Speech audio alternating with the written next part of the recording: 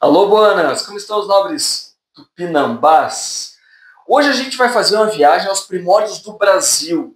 A gente vai acompanhar um relato de viagem bem interessante de um francês, feito quando o nosso país era muito jovem. E por falar em muito jovem, você desculpe a minha cara de pau deslavada, agosto é o mês do meu aniversário. Se alguém quiser me mandar um mimo, um livro, na descrição ali do vídeo tem a minha lista da Amazon. Tá? Agradeço de antemão. A minha biblioteca não é vasta, tá? Os livros que eu tenho são para ler, são para fazer vídeos para o canal também. Então eu prometo a vocês que tudo que eu receber vai aparecer aqui em algum momento do futuro. Tá? Obrigado pela gentileza. Também quem está chegando aqui pela primeira vez, ou quem já acompanha o canal e ainda não se inscreveu, se inscreve ali. Toda semana a gente traz uma história de aventura em livros, filmes e histórias reais também, como dá para chamar essa aqui, que a gente vai tratar no episódio de hoje. Viagem à Terra do Brasil, do francês Jean Léry. Esse livro aqui me foi presenteado pelo Carlos, tá? do canal Livros e E-Books. O Carlos fez também um vídeo sobre esse livro aqui, eu vou deixar o link ali na descrição também, para vocês assistirem depois. Os vídeos do Carlos são sempre excelentes e muito fundamentados. Essa edição aqui ela é interessante, porque falam, a gente não deve ler um livro pela capa e tal. Realmente, eu acho essa capa bem feinha. Não sei muito bem o que estava passando pela cabeça da editora Itatiaia. Deve ter algum motivo aí de exaltar a obra de algum artista gráfico aqui. Mas o livro é muito interessante, essa edição aqui, porque ela é cheia de notas extensas. Tá? Ela tem notas, ela tem depois um pequeno dicionário de tupi. Traz um monte de coisas. Às vezes as notas são mais longas até do que os próprios relatos do Jean Léry. O Jean de Léry é um francês calvinista. Tá? Ele era um artesão e ele também era um pastor calvinista, protestante, missionário. Veio para o Brasil em 1556 numa missão que tinha o objetivo de fundar uma colônia francesa na Baía da Guanabara. Olha só que interessante. Era chamada a França Antártica. Tá? Foi um empreendimento de um sujeito chamado Villegagnon. Villegagnon, isso mesmo.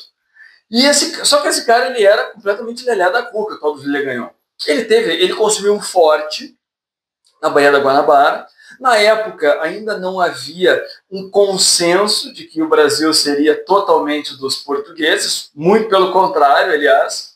E os franceses vieram para cá, se colar, colou. Iam fundar a primeira colônia protestante das Américas. Jean Léry juntou os trapos dele, pegou um navio, passou por muitas desventuras no mar e chegou ao Rio de Janeiro. Foi recebido, passou 8 meses na companhia do Villegagnon e dos outros membros lá daquela missão que tinha justamente a ideia de catequizar os indígenas, principalmente os tupinambás, né, da região. E também, só que ao longo dos meses, ele passou esses 11 meses lá nessa missão, a coisa azedou. Até que ele e o grupo dele acabaram sendo expulsos pelo senhor lá do forte, que ele ajudou com duras penas e com muito trabalho calejado a construir. Inclusive, quem logo depois expulsou os franceses do Rio de Janeiro foi um sujeito chamado Estácio de Sá, que vocês devem se lembrar dele quando acontecem os desfiles da escola de samba todo ano.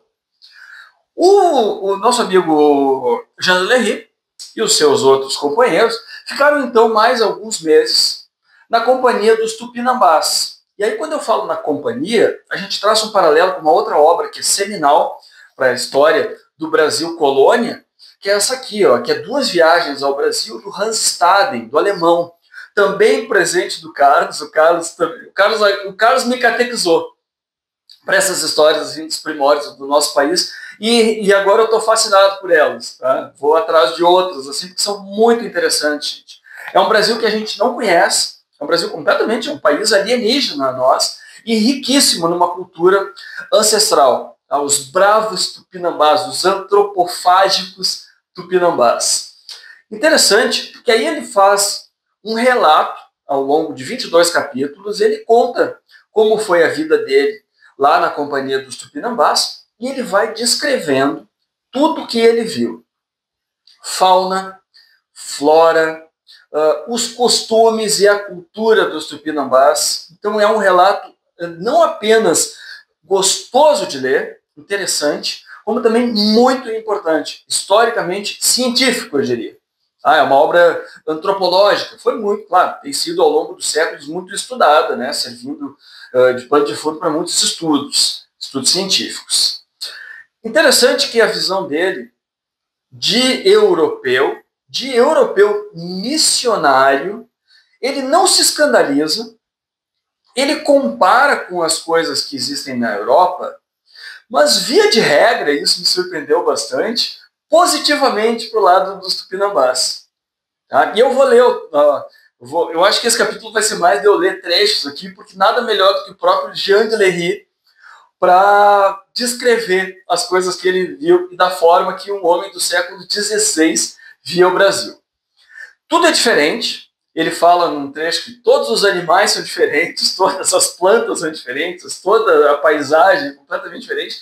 E ele tem, inclusive, dificuldade em traçar paralelos com o que os leitores europeus vão conseguir entender do que acontecia aqui no Brasil nessa época. Ele ficou, então, numa aldeia Tupinambá, que tinha em torno de 600 habitantes, tá? E aí ele vai descrevendo primeiro, vamos para o que ele fala dos Tupinambás, como são os Tupinambás. E aí a gente vai pular para a página 111 do nosso livrinho aqui, que também traz mapas, traz ilustrações interessantes.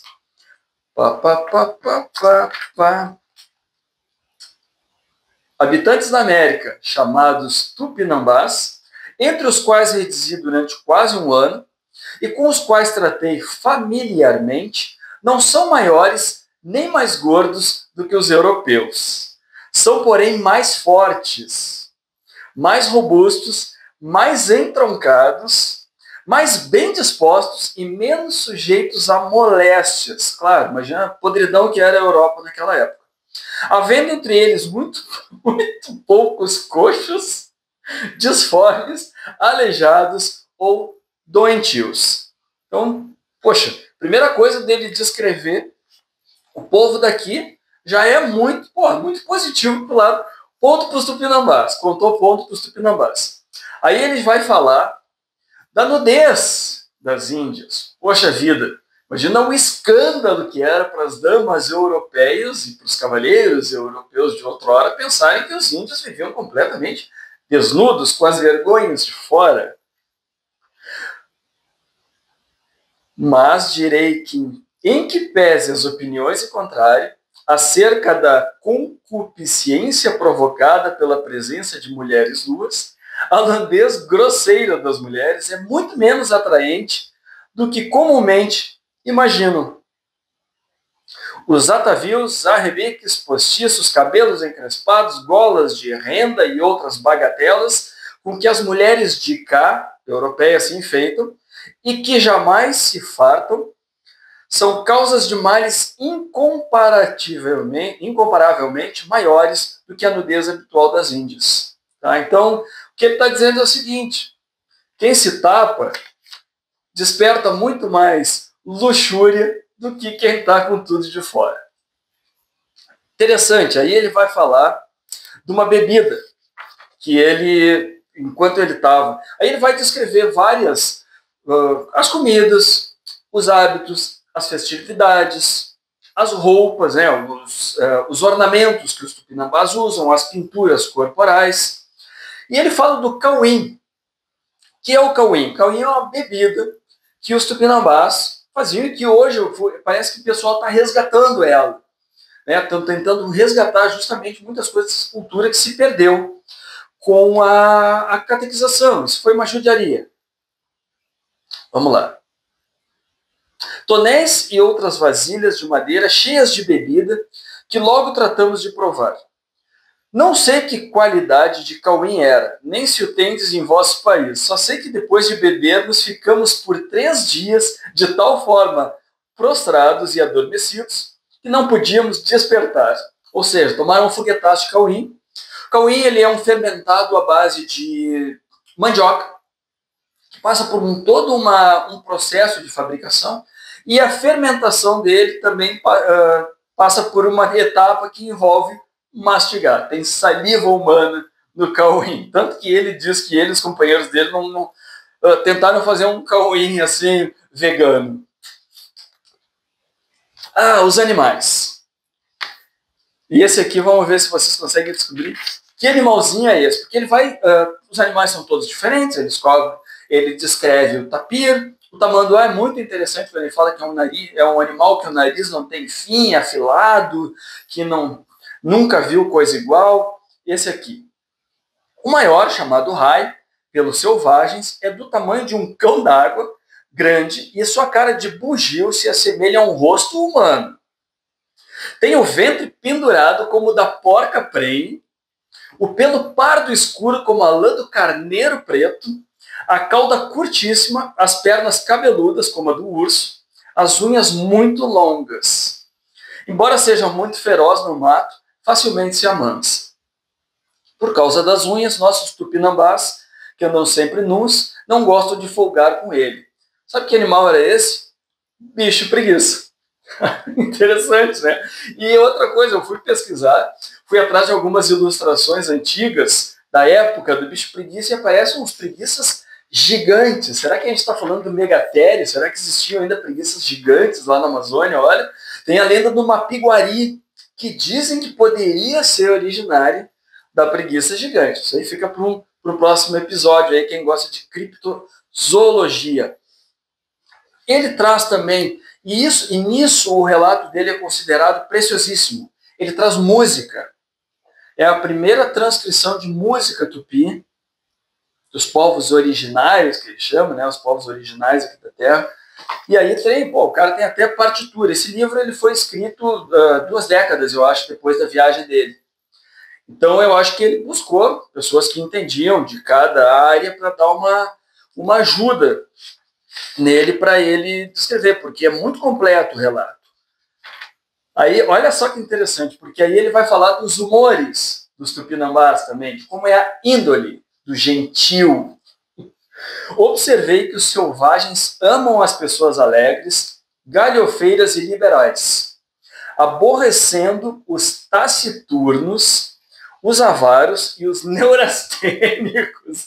Você, neurastênico, não vá a uma aldeia tupinambá, posso, pois, assegurar aos sovinos e os avarentos, e aos que comem dentro da gaveta, eu adorei essa expressão, que não serão bem-vindos entre os tupinambás.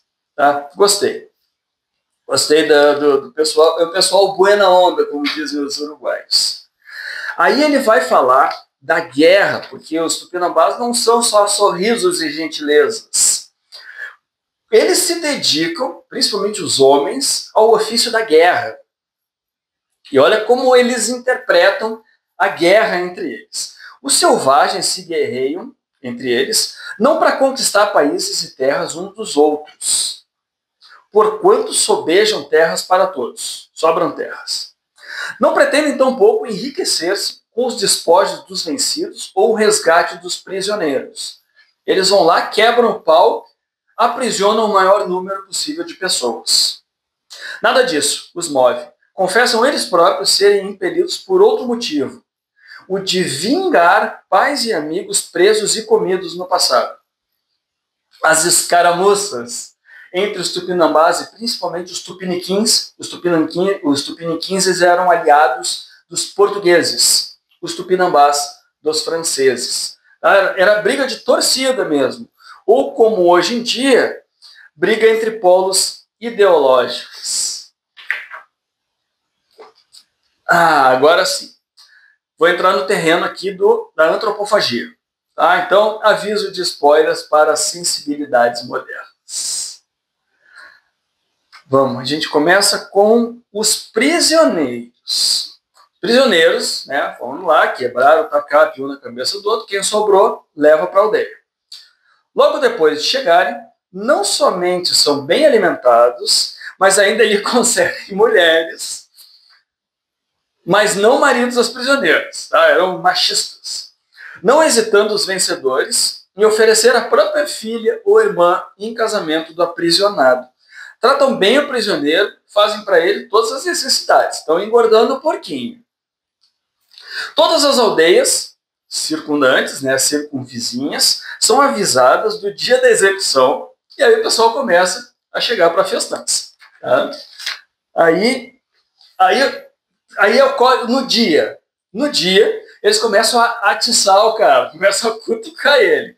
Cada vez mais feroz, volta-se para ambos os lados, exclamando-se para uns e outros: comi teu pai, matei e moquei teus irmãos, comi tantos homens e mulheres, filhos de vós outros tupinambás, a que capturei da guerra, que nem posso dizer os nomes. O cara começa a ofender a galera. E a galera começa a jogar coisa nele e ele começa a defender. Fica um jogo.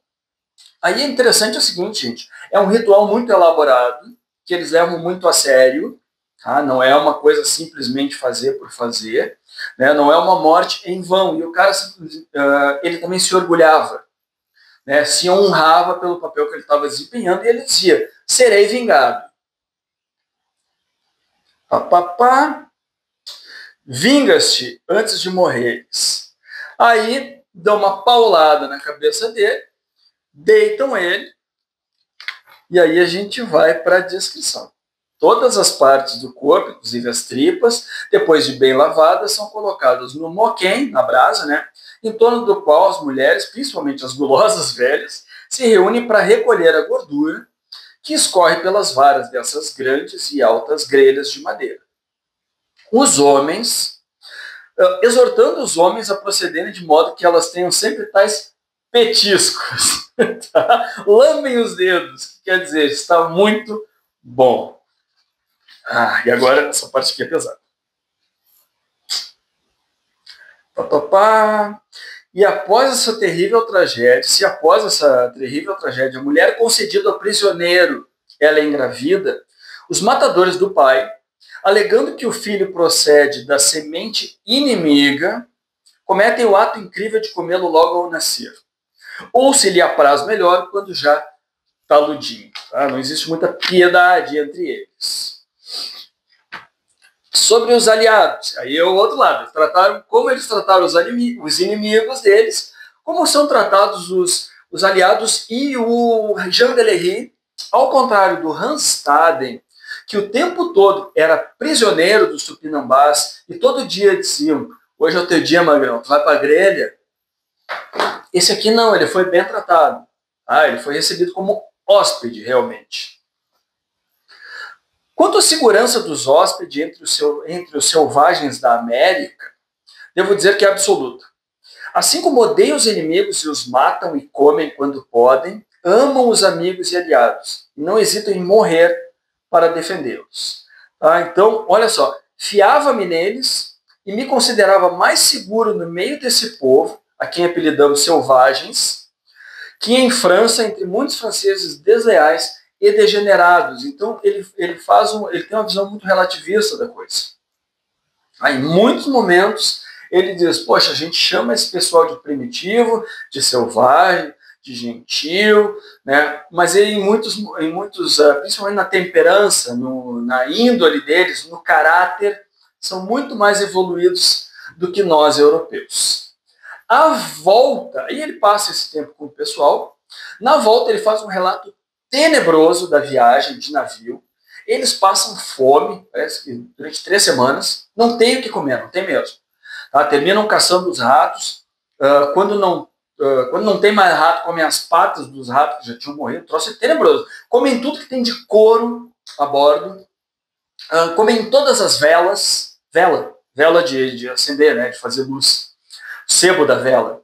A água que escorre no chão podre, eles tomam tudo que eles conseguem de água, tá? Apesar de recolher a chuva, né, é sempre aquele desespero.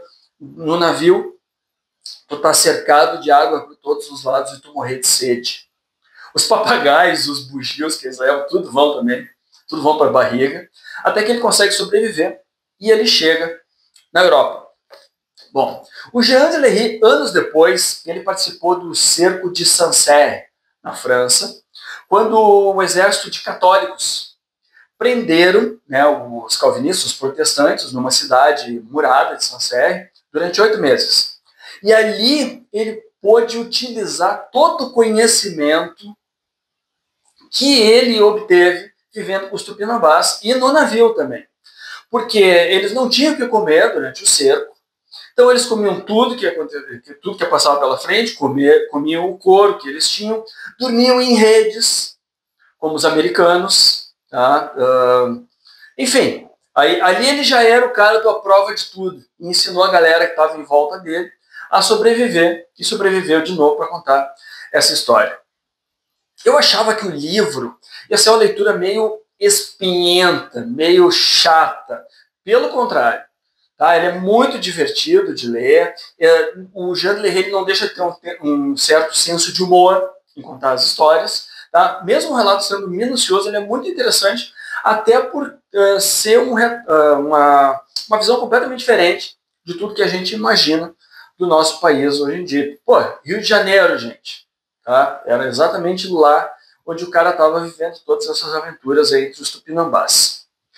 Esse livro foi estudado ao longo dos séculos, foi uma das bases que o Rousseau utilizou depois para escrever a teoria dele do bom selvagem, né, que o homem ele é bom em estado selvagem, a civilização é que corrompe ele, cada um pensa o que quiser sobre o tema. Deixo vocês, então, com essa leitura que eu recomendo a todos interessados na história do Brasil, de um dos principais relatos de viagens do século XVI. Para terminar, então, uma historinha interessante, um diálogo que o Jean de Lery teve com um sábio, um velho sábio tupinambá. Sei que tem um velho sábio para dizer coisas velhas e coisas sábias. O tupinambá, o ancião, pergunta, poxa, por que vocês estão levando tanta lenha? Porque eles tinham ido lá para buscar pau-brasil. Vocês não têm lenha na Europa? Sim, a gente tem bastante lenha. Por que vocês estão levando? Foi comprada por um senhor muito poderoso que vai revender. E ele vai ficar muito rico com toda essa lenha. Toda essa lenha para uma pessoa só. É uma pessoa, poxa, maravilhoso. Pô, que coisa fantástica. Como são fantásticos. E por que ele vai vender? Para ter muito dinheiro. E ele vai usar esse dinheiro. Ele não morre? Sim, ele morre. O que vai acontecer com o dinheiro? O dinheiro vai ficar para os filhos, ou sabe-se lá para quem, né? Se ele não tiver filhos. Aí o índio pensa assim, olha, agora eu vejo que vocês, franceses, são todos uns doidos varridos. Porque a terra tem para todo mundo, e a gente aqui é feliz e não precisa fazer essas coisas de vocês. Vocês são uns doidos varridos. Até logo mais, Buenas.